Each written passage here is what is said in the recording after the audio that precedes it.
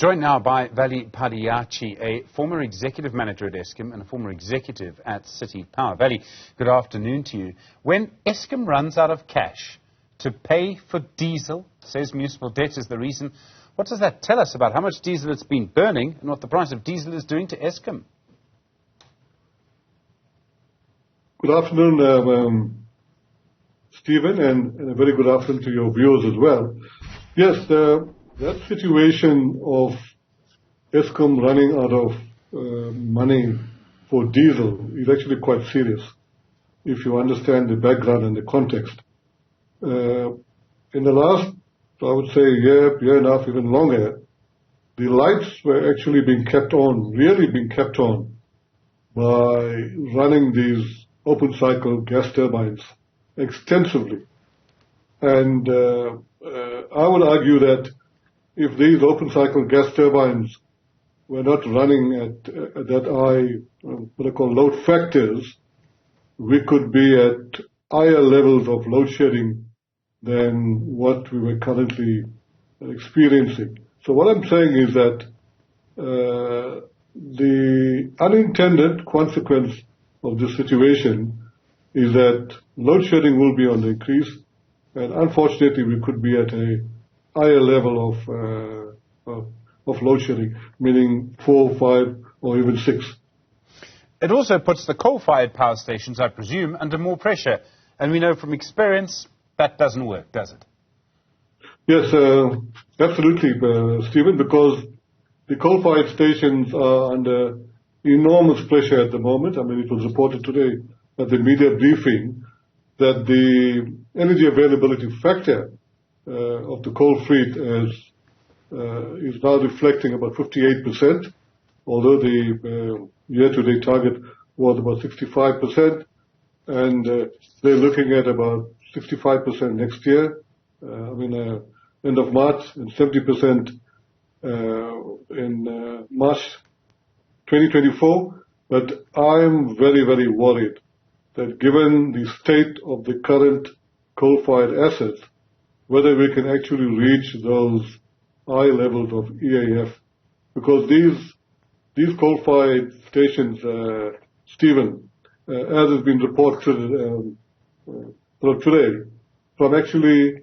2002, because there were insufficient generation capacity, Eskom created what we call virtual capacity by running these coal units other than those that are normally allowed for the generally accepted practice. So what we're saying is that these stations, when they should be running as a car, as a sedan, were being run as a truck extensively, and this is going to have enormous consequences in terms of breakages going forward. The other announcement today was around Rolani Matabele resigning as acting head of generation, been in the job for 6 months. Is the head of generation at Eskom a poison chalice? Is this one of those impossible jobs? Yes, I think having come from generation myself, I knew Rolani quite well, an able youngster, full of energy. I've had numerous discussions with him over the last few months around the Eskom situation, very level-headed person, and so on. But it's a position, especially in a crisis situation, requires nerves of steel. I would argue you also need a thick skin, and you've got to take it on the chin, because besides the public being at you, you've got your different stakeholders, and also being a young person, I understand from what Mr. Oberholzer had mentioned today, but I don't know the details, that the job was affecting his personal life and the life of his family. So that's rather unfortunate, because he was in the midst of the crisis trying to address it. The other issue around all of this, and one of the reasons that Eskom is in this position, I mean, there are lots of reasons, but one of them is that municipalities just aren't paying their debt. They aren't paying what they owe Eskom, and that's despite government saying that they will. That's despite some of the councils entering into payment agreements. It seems that nothing will make them pay. Yes, I think, Stephen, I also represent an organization called the AMEU, which represents all the municipalities.